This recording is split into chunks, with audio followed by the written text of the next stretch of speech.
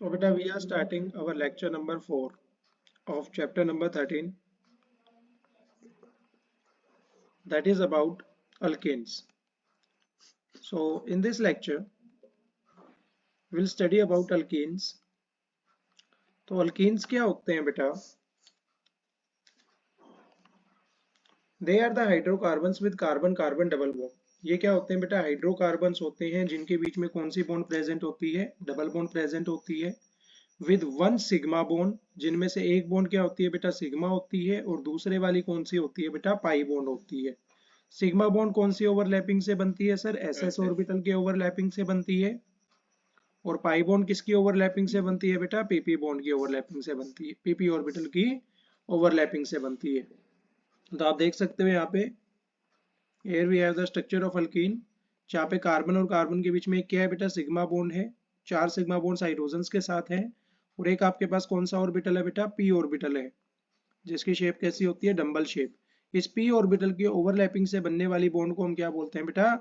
PP pi bond. Clear है?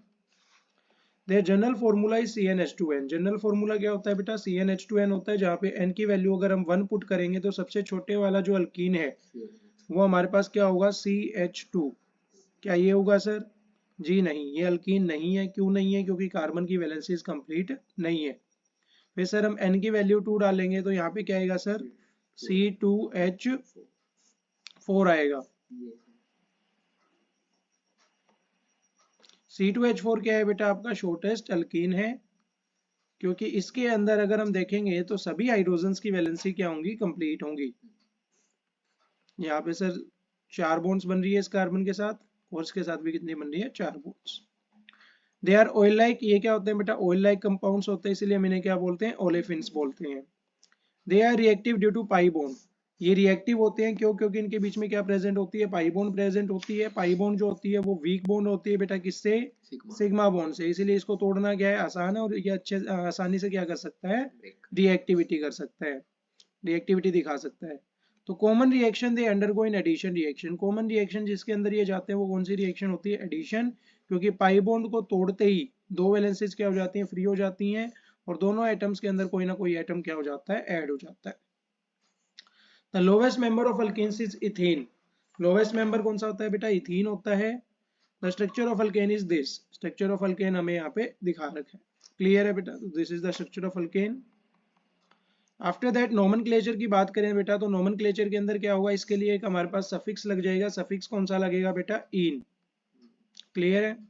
तो primary suffix plus इन। जैसे हमारे पास ये कंपाउंड है CH2 डबल बॉन्ड CH2, ये क्या होगा बेटा? इथीन होगा। CH3 CH double bond CH2, तो 3 कार्बन है तो क्या आएगा? प्रोप आएगा। डबल बॉन्ड है तो इन आएगा। 4 कार्बन है तो ब्यूट आएगा। डबल बॉन्ड है तो क्या आएगा बेटा? इन आएगा। लेकिन अब की बार कौन से नंबर पे है डबल बॉन्ड? 2 नंबर पे, तो यहाँ पे क्या लिखा हुआ है? 2 इन। आफ्टर दैट यहाँ पे देखो बेटा, एक तो 1 पे है और एक किस पे है? 3 पे है। तो 4 कार्बन आइटम है तो क्या आएगा? ब्यूट आएगा। उसके बाद 1,3 पे क्या आएगा? Diene. तो ब्यूट 1,3 डाई इन। क्लियर है बेटा? Then we have isomerism. Isomerism क्या होता है sir? Same molecular formula but different structural formula. There are 2 types of isomerism. 2 types के आइसोमेरिज्म होते हैं, structural and stereo isomerism. The structural isomerism shown by them are. Structural isomerism कौन कौन से show करते हैं सर? चेन आइसोमेरिज्म और positional isomerism. Clear है? तो ये जो है स्ट्रक्चरल और स्टीरियो आइसोमेरिज्म बेटा, अगर इसके ऊपर आपको ज्यादा क्लैरिफिकेशन चाहिए तो you should prefer the last videos of my alkenes part. उसके अंदर हमने आइसोमेरिज्म को और भी अच्छे से क्लियर किया था। एंड अगर कंप्लीट कवर करना है तो you should cover your GOC part first. After that you should start hydrocarbons and the alkenes part. Then we have chain isomerism. Chain isomerism क्या होता है सर? चेन आइसोमेरिज्म का मतलब क्या है? मॉलिक्यूलर फॉर्मूला क्या होगा सर? सेम होगा। Same molecular formula but different arrangement of carbon atom. Different arrangement of carbon atom with in the chain. Sir chain के अंदर कार्बन एटम का जो अरेंजमेंट है वो क्या हो जाएगा? चेंज हो जाएगा। तो ये हमने अल्केन्स में भी देखा था कि सर हमारे पास क्या है? एक स्टेट चेन है, 4 कार्बन एटम्स हैं, 4 कार्बन, यहाँ पे 5 कार्बन एटम्स है, मान लो यहाँ पे क्या लगी हुई है, डबल बॉन्ड लगी हुई है, तो इसका क्या नाम होगा, 5 है, पेंट आएगा सर, डबल बॉन्ड है क्या आएगा, इन आएगा। लेकिन सर ये स्टेट चेन है, स्टेट चेन के लिए हम क्या लगाते हैं, एन लगाते हैं, दैट इज नॉर्मल पेंटीन। लेकिन अगर मैं इस वाले कार्बन एटम को उठा के कहाँ पे लगा दूं बेटा, इस वाले कार्बन के ऊपर लगा दूं, दैट इज कार्बन, एंड कुछ ऐसा सा ग्रुप है हमारे पास। अब बताओ यहाँ पे कितने कार्बन एटम्स हैं बेटा, अभी भी 5 ही है, डबल बॉन्ड है। तो वैसे तो हम इसे क्या बोलेंगे बेटा, अगर इसको 1 नंबर दे रहे हैं तो यहाँ पे 2 आएगा, यहाँ पे कितना आएगा, 3 आएगा। 3 पे क्या लगा हुआ है, मिथाइल। उसके बाद क्या लगा हुआ है, ब्यूट इन, that is the IUPAC name of this compound. But if we write the common naming of this compound, then this group is known as iso group, because a carbon having 2 carbons and the one valence is free, therefore it will also known as iso group. So it can also rewrite as a isopentene. Clear hai? So there is different arrangement of carbon atom, this carbon atom within the chain, therefore it will show chain isomerism. Then we have the another type of isomerism, that is known as positional isomerism. Positional isomerism क्या कहता है sir, हमें position of multiple bond, कि sir position किस किस की, क्या तो सर functional group की, या फिर किसकी बेटा, multiple bond की। पोजीशन अगर डिफरेंट है और मोलिकुलर फॉर्मूला क्या है, सेम है, तो उस आइसोमेरिज्म को हम क्या बोलते हैं बेटा, पोजिशनल आइसोमेरिज्म। फॉर एग्जाम्पल मेरे पास एक कंपाउंड है जिसके अंदर ये है, और एक हमारे पास फिर से 4 कार्बन वाला है, एक में डबल बॉन्ड यहाँ लगी हुई है, एक में डबल बॉन्ड यहाँ लगी हुई है, इसका नाम क्या होगा बेटा, ब्यूट इन। जबकि इसका क्या नाम होगा बेटा, ब्यूट टू इन, क्योंकि यहाँ पे पोजीशन ऑफ डबल बॉन्ड क्या हो गई है, चेंज हो गई है, therefore it will show positional isomerism. Then we will talk about stereoisomerism. Stereoisomerism क्या होता है बेटा, different arrangement of carbon atom या फिर डिफरेंट अरेंजमेंट ऑफ एटम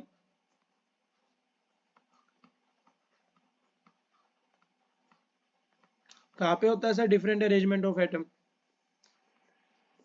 तो स्ट्रक्चरल में कहाँ पे होता है सर, 2D स्पेस के अंदर, इसमें कहाँ पे होता है बेटा, 3D स्पेस के अंदर। उसमें 2 एक्सिस आती हैं, एक्स वाई, इसमें कितनी आती है बेटा, 3 आती है, that is X Y Z. Clear है? तो स्टीरियो आइसोमेरिज्म में सबसे पहला आइसोमेरिज्म ये जो शो करता है, that is known as geometrical isomerism, GI show कर रहा है। क्या शो कर रहा है, जीआई। जीआई कब शो करता है, जीआई होता क्या है, the spatial arrangement of atom is going to be different in it, तो it is caused due to restricted rotation about carbon carbon double bond. Carbon carbon double bond के around rotation possible है क्या, नहीं है sir. तो इसके about rotation possible नहीं है, इसीलिए इसके अंदर कौन सा आइसोमेरिज्म अराइज होता है, ज्योमेट्रिकल आइसोमेरिज्म। अगर कार्बन कार्बन सिंगल बॉन्ड के अबाउट रोटेशन पॉसिबल होती है या नहीं होती, होती है, जिसकी वजह से कौन सा आइसोमेरिज्म आता है, कन्फर्मेशनल आइसोमेरिज्म, जो हमने लास्ट क्लास के अंदर स्टडी किया था। अब ध्यान से देखो, कार्बन डबल बॉन्ड कार्बन है, यहाँ पे 2 एटम्स लगे होंगे सर, मान लो। अच्छा, इसके साथ एक और कंडीशन रिक्वायर्ड होती है, एक तो कार्बन कार्बन के बीच में क्या होनी चाहिए बेटा, डबल बॉन्ड होनी चाहिए, और एक कार्बन एटम के ऊपर 2 डिफरेंट एटम्स होने चाहिए। क्या होने चाहिए, 2 डिफरेंट एटम्स। और जो 2 डिफरेंट एटम्स यहाँ पे कनेक्टेड हैं, वही दोनों डिफरेंट एटम्स किस पे होने चाहिए बेटा, दूसरे कार्बन के ऊपर होने चाहिए। क्लियर है? अब सर रोटेशन तो पॉसिबल है नहीं, तो इसी के जैसा एक और कंपाउंड हो सकता है, मोलिकुलर फॉर्मूला सेम रहेगा, लेकिन अगर मैं इसको ट्विस्ट कर दूं कि सर बी ऊपर आ गया और ए कहाँ पे आ गया, नीचे आ गया, तो this is also a compound. लेकिन ये दोनों कंपाउंड सेम नहीं है, क्यों नहीं है, क्योंकि इसके अबाउट रोटेशन पॉसिबल नहीं है। तो ये यहाँ पे स्टिक है कंपाउंड, और ये यहाँ पे स्टिक है, तो यहाँ पे बी ही रहेगा और यहाँ पे ए ही रहेगा। क्लियर है? तो ए के रिस्पेक्ट में अगर ए ही आ रहा है, तो इस कन्फिग्रेशन को हम क्या बोलते हैं, सिस कन्फिग्रेशन। और अगर ए के रिस्पेक्ट में कोई दूसरा एटम आ रहा है और यहाँ पे दूसरे एटम के रिस्पेक्ट में ए आ रहा है, तो उसे हम क्या बोलते हैं बेटा, ट्रांस कन्फिग्रेशन। क्लियर है? और ये सिस और ट्रांस कन्फिग्रेशन वही अल्कीन शो करता है जो क्या शो कर रहा हो, ज्योमेट्रिकल आइसोमेरिज्म। तो पहली कंडीशन क्या है, presence of double bond. Second क्या है, both item attached to carbon should be different, दोनों आइटम्स क्या होने चाहिए, डिफरेंट होने चाहिए। तो हमने लास्ट क्लास में किया भी था बेटा कि यहाँ पे मान लो आपके पास एक कंपाउंड है, कार्बन डबल बॉन्ड कार्बन, यहाँ पे क्या आ रहा है, ए आ रहा है, यहाँ पे क्या आ रहा है, बी आ रहा है, यहाँ पे क्या आ रहा है सर, ए, यहाँ पे क्या आ रहा है, B. It will show geometrical isomerism और not? Yes sir, it will show geometrical isomerism because we have 2 different carbon atoms, 2 different atoms on a carbon. and those two different carbon atoms are present at another carbon, and here we have a double bond. तो ये हमारे पास geometrical isomerism show करेगा। अब मैं इसी में आपसे ये पूछूं कि कार्बन डबल बॉन्ड कार्बन है, यहाँ पे लगा हुआ है सर ए, यहाँ पे लगा हुआ है बी, यहाँ पे लगा हुआ है सर बी, और यहाँ पे लगा हुआ है ए, it will show geometrical isomerism और not? It will also show geometrical isomerism. These are nothing. This is cis form and this is trans form. After that, I have a question. That is carbon double bond carbon. यहाँ पे A है sir, यहाँ पे भी A है, यहाँ पे B है सर, और यहाँ पे C है. It will show geometrical isomerism or not? It will not show geometrical isomerism. Why? Because here we have two different atoms on a carbon, but these two different atoms are not present on the another carbon atom, therefore it will not show geometrical isomerism. Carbon double bond carbon, यहाँ पे sir A लगा हुआ है, यहाँ पे B लगा हुआ है, यहाँ पे C लगा हुआ है, यहाँ पे D लगा हुआ है. It will show geometrical isomerism or not? It will also not show geometrical isomerism because we have two different atoms on a carbon, but these two different atoms are not present on the another carbon atom. Clear है? Example के लिए हमने ब्यूटूइन ले रखा है बेटा. ब्यूटूइन के अंदर क्या होगा, हमारे पास कार्बन डबल बॉन्ड कार्बन है, एक क्या लगा हुआ है सर CH3 ग्रुप लगा हुआ है, इधर भी क्या लगा हुआ है CH3 ग्रुप लगा हुआ है. इसकी तीन वैलेंसीज फ्री होगी, तीन वैलेंसीज फिल होगी, तो एक वैलेंसी किसके साथ, हाइड्रोजन के साथ, इसकी एक वैलेंसी हाइड्रोजन के साथ. तो दिस इज द स्ट्रक्चर. तो यहाँ पे दो डिफरेंट एटम्स प्रेजेंट है एक कार्बन एटम पे, और वही दोनों किस पे प्रेजेंट है बेटा, दूसरे वाले के ऊपर. तो it will show geometrical isomerism और नॉट?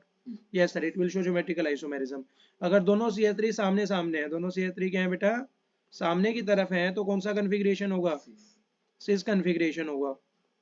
क्लियर है? और दोनों बेटा अपोजिट आ गए हैं, दैट इज CH3, और इसके साथ में हमारे पास क्या है, कार्बन डबल बॉन्ड कार्बन, और इस कार्बन पे इस साइड क्या है, CH3 लगा हुआ है. It will show trans configuration. Clear है बेटा? डाइपोल मोमेंट की बात करें तो ध्यान से देखिए बेटा, यहाँ पे जो है डाइपोल मोमेंट, CH3 क्या करेगा, अपनी तरफ अट्रैक्ट करेगा या फिर इसको डोनेट करेगा.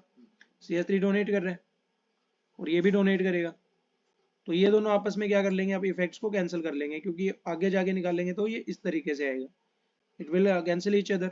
और यहाँ पे भी क्या हो जाएगा बेटा, ये इसको डोनेट करेगा, ये यहाँ पे डोनेट करेगा, ये दोनों एक दूसरे को क्या कर देंगे, कैंसिल कर देंगे. डाइपोल मोमेंट क्या आएगा, जीरो. मतलब ट्रांस वाला जो कंपाउंड है वो कैसा होता है, नॉन पोलर. जबकि सिस कन्फिग्रेशन में बात करेंगे बेटा, ये यहाँ पे डोनेट कर रहा है, ये भी यहाँ पे डोनेट कर रहा है, एक वेक्टर इस तरीके से आ रहा है, एक वेक्टर इस तरीके से आ रहा है, दोनों का नेट रिजल्टेंट वेक्टर कहाँ पे आएगा बेटा, बीच में आएगा. क्लियर है? इसी तरीके से इनका सर यहाँ पे क्या है, इस साइड जा रहा है, इसका यहाँ पे जा रहा है, दोनों का नेट रिजल्टेंट वेक्टर कहाँ पे आएगा, बीच में. क्लियर है? तो नेट डाइपोल मूवमेंट कितना होता है, approximately 0.35 dipole. Clear? Then we have stereo isomerism. Please note, because of different polarities, क्योंकि सर अलग अलग पोलैरिटी है, सिस और cis have higher values of boiling point. Cis का बॉइलिंग पॉइंट क्या होगा, ज्यादा होगा देन ट्रांस. किससे सर, ट्रांस से. Trans will have higher melting point, trans का जो है मेल्टिंग पॉइंट ज्यादा होगा. तो ध्यान से देखो बेटा, बॉइलिंग पॉइंट के लिए हमने याद रख रखा है, बॉइलिंग पॉइंट के लिए हम क्या याद रखते हैं, मोर द सरफेस एरिया या फिर less the branching, that is known as relation between boiling point and branching और सरफेस एरिया. मेल्टिंग पॉइंट के लिए हमने एक और चीज याद रख रखी है, क्या, सिमेट्रिसिटी, कि जितना ज्यादा सिमेट्रिक कंपाउंड होगा उतनी ज्यादा क्या होगी, मेल्टिंग पॉइंट होगा. तो ट्रांस के अंदर फुल सिमेट्रिसिटी है सर, यहाँ पे CH3 था, कार्बन डबल बॉन्ड कार्बन, यहाँ पे CH3, यहाँ पे क्या है सर, H है, और यहाँ पे क्या है, H है. तो that is a symmetric compound, therefore it will better fit it into the crystal lattice and its melting point is high. लेकिन जब हम बात करेंगे बेटा अल्काइल ग्रुप्स की, तो यहाँ पे ब्रांचिंग ज्यादा है. क्लियर है? तो यहाँ पे जो है बेटा आपका, और डाइपोल मूवमेंट भी क्या है, जीरो है, तो इसीलिए बॉइलिंग पॉइंट क्या होगा, ट्रांस का कम होगा, सिस का बॉइलिंग पॉइंट क्या होगा, ज्यादा. Trans has symmetrical structure and will fit better into the crystal lattice. Stability of trans isomer is more, trans की स्टेबिलिटी क्या होती है, ज्यादा होती है, किससे, सिस से. And cis itself suffer steric hindrance, और सिस जो है वो क्या सफर करता है, स्टेरिक इंडेंस. स्टेरिक इंडेंस क्या होती है, भीड़ भाड़. आप देख सकते हो बेटा, अगर मैं सिस कन्फिग्रेशन यहाँ पे बनाऊं, तो सिस कन्फिग्रेशन के अंदर क्या है, दोनों कार्बन एटम्स के ऊपर क्या लगे हुए हैं, एक बड़े बड़े CH3 ग्रुप्स लगे हुए हैं. तो ये यहाँ पे क्या रखी है, स्टेरिक इंडेंस आ रखी है. तो इसीलिए ये क्या होता है, लेस स्टेबल होता है, किससे, ट्रांस से, बिकॉज ट्रांस के ऊपर इतनी ज्यादा स्टेरिक इंडेंस नहीं होती है, और इसका सरफेस एरिया क्या होता है बेटा, ज्यादा होता है. क्लियर है? Then we have stability of alkenes. क्या करेंगे बेटा? Stability of alkenes. तो it is explained on the basis of amount of energy evolve when 1 mole of alkene is hydrogenated. इसको हम इस तरीके से एक्सप्लेन कर सकते हैं कि कितनी एनर्जी जो है रिलीज हो रही है जब हम 1 मोल अल्कीन को क्या कर रहे हैं? हाइड्रोजनेट कर रहे हैं। हाइड्रोजनेट मतलब एडिशन ऑफ हाइड्रोजन एटम। तो यहाँ पे सर हमारे पास इथीन है, हमने क्या किया? हाइड्रोजन के साथ रिएक्शन करवाई। तो in the presence of catalyst करवाएंगे, फाइन मेटल के साथ ऐड करवाते हैं। फाइन मेटल क्या करेगा बेटा? बॉन्ड तोड़ेगा। कौन सी बॉन्ड ब्रेक करेगा? जो सबसे वीक होगी। वीक बॉन्ड कौन सी है बेटा? Pi bond. तो ये वाली बॉन्ड क्या हो जाएगी? ब्रेक हो जाएगी। एक इलेक्ट्रॉन इसके पास, एक इलेक्ट्रॉन इसके पास।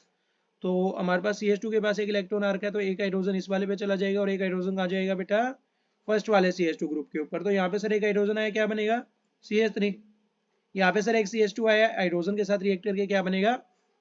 CH3। तो इथीन जो है वो हाइड्रोजन के साथ रिएक्ट करके किसमें कन्वर्ट हो गया बेटा? इथेन के अंदर कन्वर्ट हो गया। तो चेंज इन एनर्जी कैसा है सर? नेगेटिव आया। तो example in cis butane and trans butane. Cis butane और ट्रांस ब्यूटेन की बात करें तो energy difference is 5 kilo joule per mole. Energy का डिफरेंस कितना होता है? 5 किलो जूल पर मोल का डिफरेंस होता है सिस और ट्रांस में। As cis has energy 20 kilo joule per mole. सिस की एनर्जी कितनी होती है? 20 किलो जूल होती है। ट्रांस की कितनी होती है बेटा? 15 किलो जूल पर मोल होती है। Therefore both on hydrogenation forms butane. इसीलिए जब दोनों की हाइड्रोजनेशन करते हैं तो हमारे पास किसकी फॉर्मेशन होती है? ब्यूटेन की फॉर्मेशन होती है। स्टेबिलिटी ऑफ अल्केन्स को हम हाइपर कंजुगेशन इफेक्ट के थ्रू क्या कर सकते हैं? जज कर सकते हैं। Trans isomer is more stable as initially it is lower energy. Trans isomer ज्यादा स्टेबल होता है because as we know stability is inversely proportional to the energy. जितनी ज्यादा एनर्जी होगी कंपाउंड की उतना कम क्या होगा? स्टेबल होगा, उतना ही ज्यादा हिले डुलेगा। और जितनी कम एनर्जी होगी उतना ही ज्यादा क्या होगा बेटा? स्टेबल होगा। तो ट्रांस आइसोमर की एनर्जी क्या है? कम है, इसीलिए ये क्या होगा बेटा? ज्यादा स्टेबल होगा।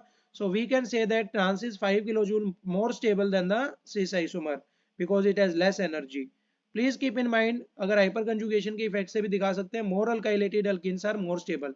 जितनी ज्यादा अल्काइलेटेड अल्कीन्स होंगे, मतलब अल्कीन्स के ऊपर जितने ज्यादा अल्काइल ग्रुप्स होंगे उतनी ज्यादा वो क्या होगी बेटा? स्टेबल होगी।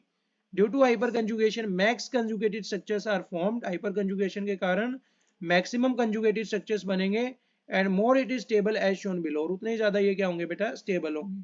तो ध्यान से देखो, कार्बन डबल बॉन्ड कार्बन है, यहाँ पे सबसे ज्यादा अल्केन्स ग्रुप है, तो सबसे ज्यादा अल्काइल ग्रुप है, तो ये क्या होगा? सबसे ज्यादा स्टेबल होगा। यहाँ पे सर 3 ही अल्काइल ग्रुप है, तो ये क्या होगा? इससे कम होगा। लेकिन यहाँ पे 2 अल्काइल ग्रुप है तो इससे ज्यादा होगा। यहाँ पे 2 अल्काइल ग्रुप है बेटा, यहाँ पे एक ही अल्काइल ग्रुप है, तो ये इससे क्या होगा? ज्यादा स्टेबल होगा। क्लियर है? तो more the alkyl groups more will be the stable alkyne and less will be the alkyl groups, less will be the stability of alkene. Clear hai beta? So that's all about for today's lecture. In our next lecture we will start preparation of alkenes.